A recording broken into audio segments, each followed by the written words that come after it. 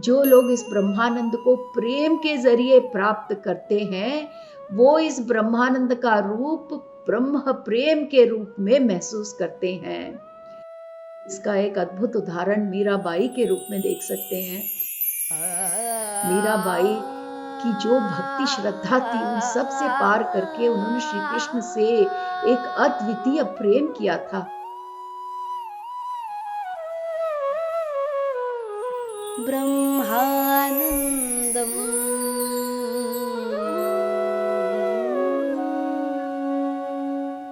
नमस्कार दोस्तों, ब्रह्मानंदम शो में एक बार फिर आपका स्वागत है। हम लोग यहाँ पर आनंद करुणेश जी द्वारा रचित 1000 सीड्स ऑफ जॉय, एक अद्भुत किताब, उस किताब से अद्भुत विवेक आपस में बांट रहे हैं दोस्तों। तो हम अध्याय 2, जिसका नाम है अनंत आत्मानुभूतियाँ, इस अध्याय से हम गुजर रहे हैं दोस्तों। पिछले एपिसोड में माँ सरस्वती के द्वारा आत्मानुभूति इस वाक्य पर, इस विषय पर हम और अधिक जानकारी माँ से ले रहे थे, तो हम वहीं से कंटिन्यू करते हैं दोस्तों। माँ सरस्वती हमें इन आत्मानुभूतियों के बारे में और भी विस्तार पूर्वक हमें बता रही हैं। एक बार तहे दिल से माँ सरस्वती की ऊर्जा से संबंध स्थापित करने का हम प्रयास करते हैं दोस्तों। अनंत आत्मानुभूतियों के बारे में जब माँ हमें विवरण दे रही थी, तो ये अनंत आत्मानुभूति जो है दोस्तों, वो ब्रह्मानंद से शुरू होती हैं। तो ये जो ब्रह्मानंद है, ये जो अत्यधिक आनंद है, ये पूरे सृष्टि का कारक है। तो ये जो ब्रह्मानंद है, वो हम जो कहते हैं स्वर्ग, स्वर्गों के स्वर्ग की सृष्टि करता है। किसका तात्पर्य ये है दोस्तों कि उन लोकों का जहाँ पर आध्यात्मिक स्तर, हमारे ऊर्जा का प्रकंपन सर्वोत्तम रहता है, ऐसे लोकों का भी सृष्टि ये ब्रह्मानंद ही करता है। ऐसे लोगों को हम पवित्र भूमि कहते हैं। ये पवित्रता का अर्थ ये है दोस्तों कि जो आध्यात्मिक रूप से हम ये समझते हैं कि सब कुछ ऊर्जा का रूप है, इन लोगों में ऊर्जा का प्रकंपन सर्वोत्तम रहता है। जैसे जैसे चेतना का स्तर धीरे धीरे ठोस पदार्थों की तरफ बढ़ने लगता है, जैसा कि मैंने पिछले कई एपिसोड में इसका विवरण दिया था कि ऊर्जा किस प्रकार विभिन्न रूप से अपने आप को प्रदर्शित करती है, तो उसी के संबंध में यहाँ हम समझने की कोशिश करें दोस्तों कि जैसे जैसे चेतना का स्तर धीरे धीरे कम होता जाता है, तो ऊर्जा का प्रकंपन भी कम होता जाता है। तो उन उच्चतम स्वर्ग लोकों से, जिसका हमने जिक्र किया था पवित्र भूमि, वहाँ से हम जैसे जैसे कम कांति लोकों की तरफ बढ़ते हैं और वहाँ से हम भौतिक लोकों की तरफ ये ऊर्जा ट्रैवल करने लगती है, तो ये जो ब्रह्मानंद है दोस्तों, ये ब्रह्मानंद अपने आप को और अधिक या बाकी आत्मानुभूतियों के रूप में धीरे धीरे बदलता जाता है। तो इसका कहने का तात्पर्य ये है कि वो लोग जहाँ पर प्रकंपन बहुत अधिक होता है, वहाँ पर ये आत्मानुभूति जो ब्रह्मानंद के रूप में दर्शित करता है, वही आत्मानुभूति जैसे जैसे हमारे भौतिक स्तरों में, भौतिक लोकों तक पहुँचता है, उस ब्रह्मानंद का रूप हम बदलते हुए देखते हैं। तो जब वो ब्रह्मानंद के रूप में ये आत्मानुभूति रहती है, तो वो अनंत है दोस्तों। और जब जैसे जैसे इसका स्तर, चेतना का स्तर भौतिक लोकों की तरफ बढ़ता है, तो यही अनंत आत्मानुभूति जो ब्रह्मानंद के रूप में हमारे सामने आता है, वो एक परिमित अनुभूतियों के रूप में हम महसूस कर पाते हैं इन भौतिक तलों में। तो अब आपका प्रश्न ये होगा कि उत्तम लोकों में अगर आत्मानुभूति ब्रह्मानंद है, तो हमारे भौतिक लोकों तक पहुंचते पहुंचते ये आत्मानुभूति इसका क्या रूप होगा? तो दोस्तों, इसका रूप ऐसे हम उन अनुभूतियों से अपने आप को परिचित कराते हैं जिसे हम भली भांति जानते हैं। तो ये ब्रह्मानंद का अनंत रूप हमारे लोक तक पहुंचते पहुंचते परिमित आत्मानुभूतियों के रूप में हमारे सामने आता है। इसकी एक बहुत बड़ी सूची है दोस्तों, और ये सारे अनुभूतियां जो परिमित है हम भली भांति जानते हैं, जैसा कि आनंद, प्रेम, स्वतंत्रता, शांति, ज्ञान, सृजनात्मकता, रचनात्मकता, आनंद, परमानंद, हंसी, खुशी। दोस्तों, जब यहाँ हम परमानंद का कहते हैं, ये फिर भी ब्रह्मानंद नहीं है दोस्तों। ब्रह्मानंद का रूप अनंत है, पर यहाँ जो आनंद हम भौतिक लोकों में जिक्र करते हैं वो एक परिमित रूप है। तो ये सूची हम आगे बढ़ाते हैं दोस्तों। बहुत ही बड़ी लंबी लिस्ट है। बहुतायात, एबेंडेंस, करुणा, उत्सव, कृतज्ञता, सद्भाव, मौन, अनुग्रह, सौंदर्य, श्रद्धा, जुनून, भक्ति, विश्वास, समर्पण, रहस्य प्रेरणा जिसे हम कहते हैं इंस्पिरेशन, अंतर्दृष्टि, स्पष्टता, क्षमा, दया, आशा, सहानुभूति, धैर्य, पोषण, जिज्ञासा, उत्साह, एकांत, संतोष, स्वीकृति, अंतरंगता, संवेदनशीलता, विवेक, दायित्व, जिम्मेदारी, साहस, विनम्रता, सादगी, ईमानदारी, मासूमियत, आत्मविश्वास, शक्ति, सुरक्षा और ऐसे कई अनुभूति दोस्तों जिससे हम भली भांति परिचित हैं। तो कहने का तात्पर्य ये है कि ये जो सारे अनुभूतियाँ, एहसास जिसकी सूची मैंने अभी पढ़ी थी आपके सामने, ये सारे उस ब्रह्मानंद का हमारे भौतिक लोक में उसका वो सीमित रूप है। तो ये जो भी मैंने अभी यहाँ पर इतनी बड़ी सूची में आपके सामने मैंने रखी थी दोस्तों, ये सब वो ब्रह्मानंद का रूप ही है जो हमारे भौतिक लोक तक पहुँचते पहुँचते सीमित अनुभूति, सीमित एहसास के रूप में हमारे सामने आता है। तो जैसे ही माँ ने आनंद करुणेश जी को इतनी लंबी सूची दी और कहा कि बेटा ये ही नहीं, और भी ऐसे कई अनुभूतियाँ हैं जो आप अपनी ज़िंदगी में महसूस करते हैं, पर ये सारे उस अनंत ब्रह्मानंद का आपके लोक तक पहुँचते पहुँचते उसका सीमित रूप है। तो यहाँ पर आनंद करुणेश जी ये कहते हैं कि माँ, आपने एक सूची पढ़ी, तो जैसे जैसे आपकी सूची आगे बढ़ती गई तो उसका मतलब ये हुआ कि आत्मानुभूति और भी सीमित होती चली गई, क्योंकि शुरू में माँ ने आनंद शब्द के साथ इस सूची शुरू की और अंत में पहुँचते पहुँचते माँ ने शक्ति और सुरक्षा इन शब्दों के साथ ये सूची समाप्त किया। तो आनंद करुणेश जी यहाँ ये पूछ रहे हैं कि क्या ये एक क्रम में है कि जैसे जैसे ब्रह्मानंद का रूप और भी सीमित होता जाता है तो माँ की सूची में शब्द भी बदलते जाते हैं।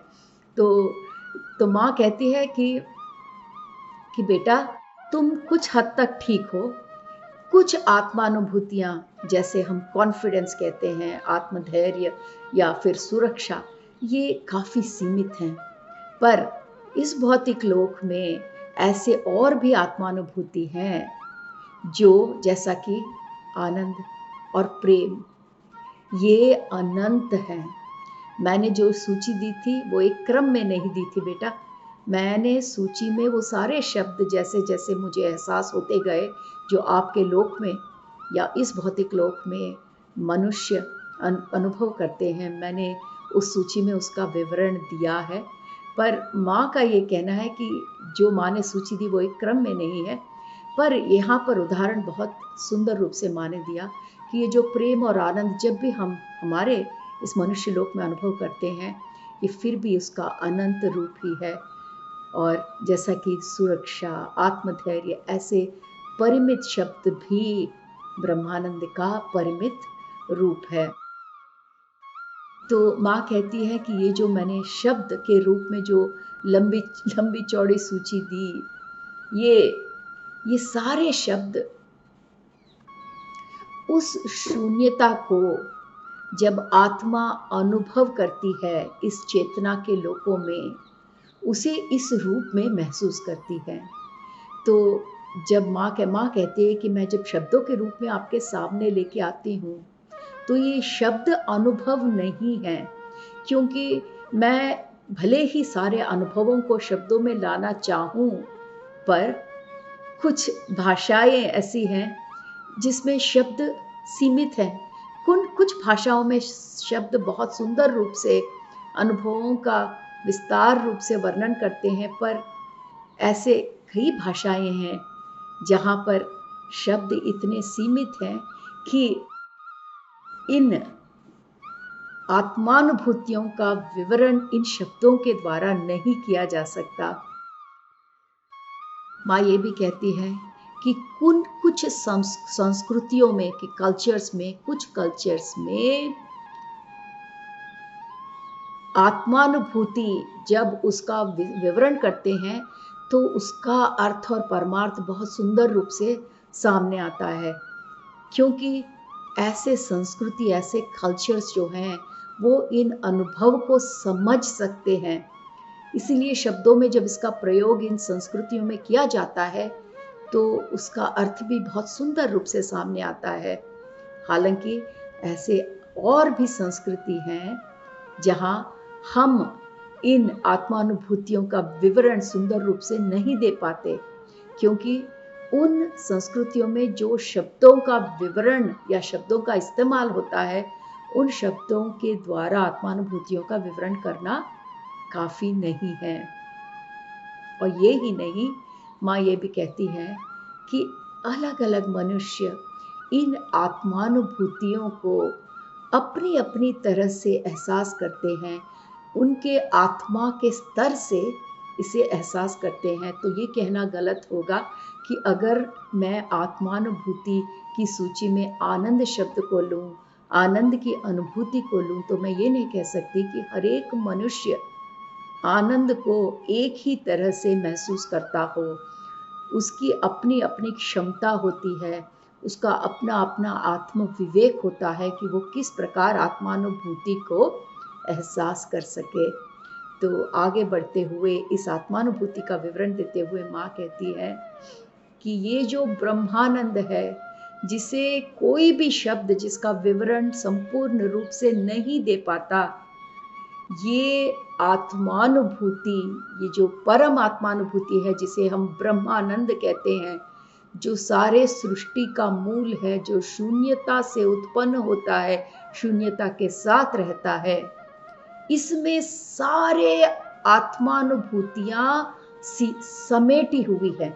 तो कहने का मतलब ये है कि ये जो लंबी चौड़ी सूची माँ ने हमें सुनाई थी, ये सीमित आत्मानुभूतियों की, माँ ये कहती है कि ये सारे आत्मानुभूति उस ब्रह्मानंद में समाये हुए हैं, या ब्रह्मानंद इसको अपने आप में सारे आत्मानुभूतियों को लिए हुए हैं।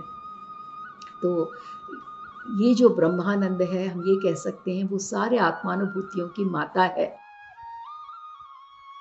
माँ ये कहते हुए आगे बढ़ती हैं कि कुछ लोग, कुछ मनुष्य जो प्रेम के द्वारा इस ब्रह्मानंद की तरफ बढ़ते हैं, तो वो प्रेम को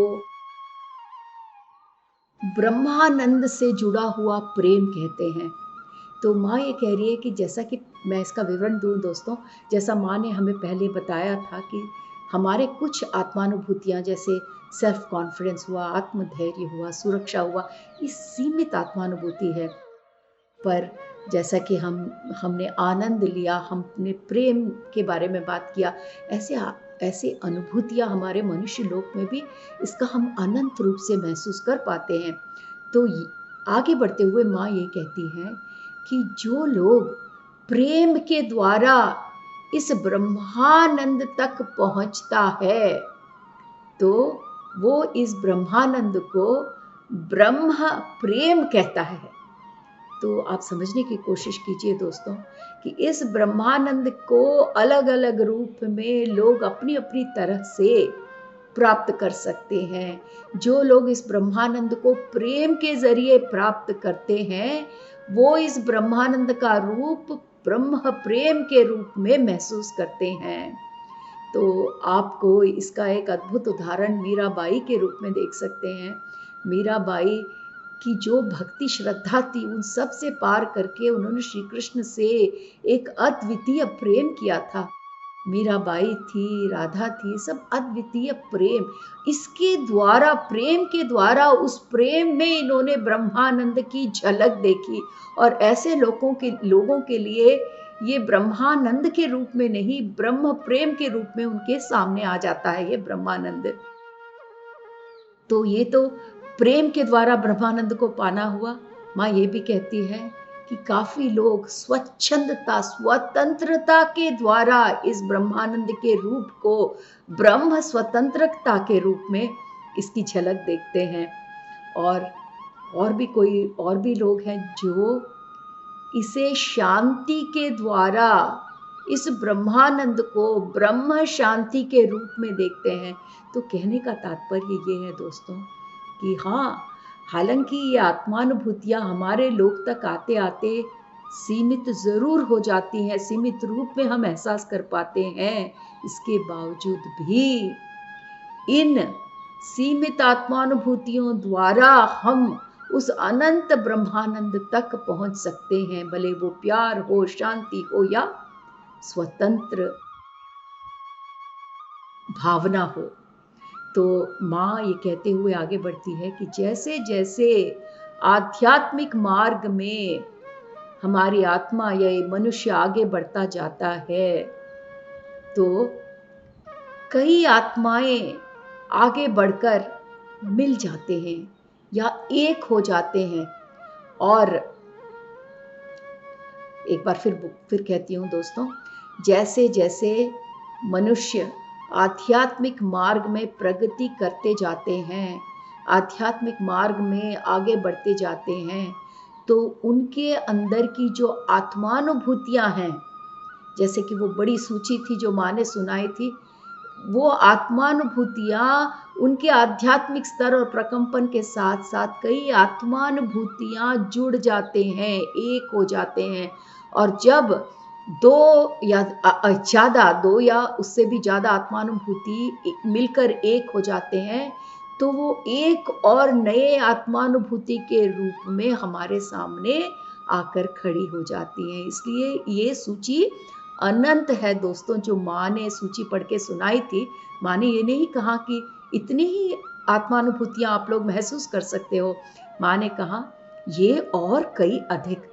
तो वो कई अधिक का मतलब ये था, ये यहाँ पर हमें माँ स्पष्टीकरण कर रही हैं कि जैसे जैसे मनुष्य आध्यात्मिक मार्ग में आगे बढ़ता जाता है तो एक या अधिक आत्मानुभूतियां मिलकर नए आत्मानुभूति के रूप में सामने आ जाती हैं।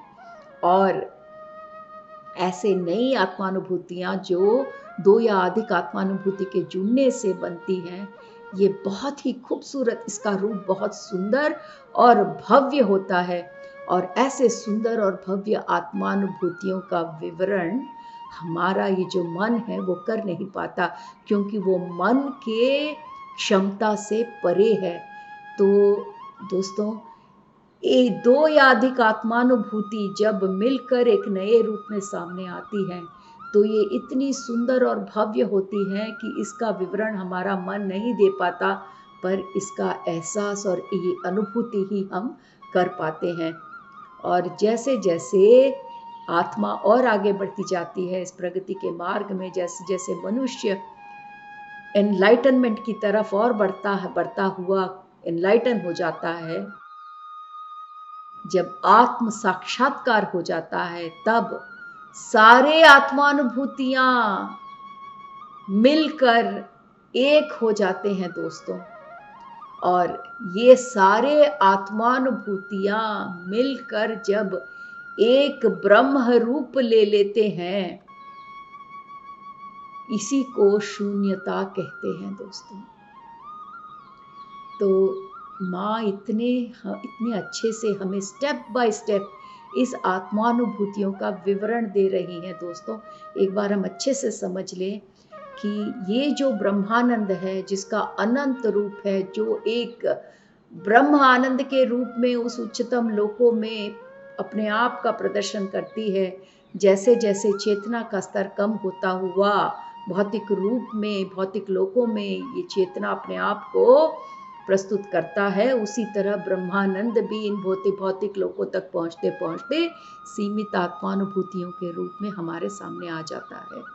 और जैसे जैसे मनुष्य आध्यात्मिक मार्ग में आगे बढ़ता जाता है, दो या अधिक आत्मानुभूतियाँ एक होकर अपने आप को एक और सुंदर और भव्य आत्मानुभूति के रूप में अपने आप को प्रस्तुत करती है, जिसका विवरण हमारे मन के क्षमता से परे है, पर हम महसूस कर पाते हैं, पर इसका शब्दों में विवरण हम नहीं दे पाते हैं। और जैसे जैसे इस आध्यात्मिक मार्ग में आगे बढ़ते बढ़ते आत्म साक्षात्कार की तरफ मनुष्य बढ़ता है, या जिसका आत्म साक्षात्कार हो जाता है, उस स्तर पे सारे आत्मानुभूतियां एक होकर उस ब्रह्मानंद का रूप ले लेते हैं। और इसी स्थिति को हम शून्यता कहते हैं। कितने अद्भुत रूप से शून्यता का वर्णन हुआ है दोस्तों। तो जिस शून्यता से ब्रह्मानंद का संबंध है, जिस ब्रह्मानंद से सारी आत्मानुभूतियां निकली हैं, वही आत्मानुभूतियां सारी मिलकर फिर ब्रह्मानंद का रूप लेते लेते वही शून्यता के रूप में अपने आप को प्रस्तुत करती है। तो माँ ने इतने सुंदर से इस आत्मानुभूतियों का उद्भव और फिर से उस शून्यता में मिल जाना, इसका हमें यहाँ विवरण दिया है। तो यहाँ पर आनंद करुणेश जी का प्रश्न है कि आनंद करुणेश जी ये कहते हैं कि माँ, आप ब्रह्मानंद के बारे में हमें हमेशा बताते हो, पर यहाँ पर आपने इतनी आत्मानुभूतियों का विवरण भी हमें दिया है, तो आप हर बार भले आप जो भी आत्मानुभूति, सीमित आत्मानुभूतियों की सूची में से कोई भी आत्मानुभूति का आप विवरण देते हो, आप हमेशा ब्रह्मानंद को इन सब के ऊपर रखते हो। क्यों माँ, क्यों माँ? ऐसा क्यों है कि ब्रह्मानंद इन सब आत्मानुभूतियों से ऊपर है, एक उच्चतम स्तर पर है? तो माँ कहती हैं कि जो आनंद है वो हर आत्मानुभूति के प्रकंपन को बढ़ाता है। तो दोस्तों बहुत गौर से सुनिए यहाँ जो माँ कहती है। माँ कहती है जब भी एक आनंद की स्थिति में हम रहते हैं, तो ये आनंद की स्थिति हमारे मन में उठी हर एक आत्मानुभूतियों के प्रकंपन को बढ़ाता है, और इस प्रकंपन के बढ़ने से ये आत्मानुभूतियाँ, दो या अधिक आत्मानुभूति मिलकर एक और विस्तार पूर्वक सुंदर आत्मानुभूति के रूप में हमारे सामने आता है। और जैसे जैसे ये प्रकंपन का स्तर बढ़ता जाता है और ये आत्मानुभूतियाँ अपने आप में मिलकर एक और नए आत्मानुभूति के रूप में हमारे सामने आती जाती हैं, तो यहाँ पर इन आत्मानुभूतियों के, इन नए आत्मानुभूतियों के विवरण के लिए शब्दों का उपयोग हम नहीं कर सकते, क्योंकि शब्द इसका विवरण नहीं कर सकते। जब तक सीमित आत्मानुभूतियाँ हैं, उसका विवरण शब्दों के द्वारा हो सकता है, पर जैसे जैसे ये सीमित आत्मानुभूतियाँ अपने आप में मिलकर एक नए आत्मानुभूति के रूप में हमारे सामने आ जाती हैं, तब शब्दों का विवरण नहीं होता। इसे सिर्फ आत्मा के स्तर पर अनुभव करना ही हमारे पास विकल्प रह जाता है। और ये जो आत्मानुभूतियों का मिलन है, ये हमारे अंदर उठी हुई आनंद की तरंग जो है, वो हमारे आत्मानुभूतियों के प्रकंपन को बढ़ाने के कारण हुई प्रक्रिया है दोस्तों। कितना सुंदर इसमें आत्मानुभूतियों का विवरण हुआ है दोस्तों। तो हम आज का एपिसोड यहाँ पर समाप्त करते हैं। अगले एपिसोड में फिर हम और अधिक इन आत्मानुभूतियों के बारे में, इन सीमित आत्मानुभूतियों के मिलन से जो नए आत्मानुभूति हमारे ज़िंदगी में आते हैं, उनके बारे में और अधिक जानकारी माँ से लेंगे। नमस्कार दोस्तों।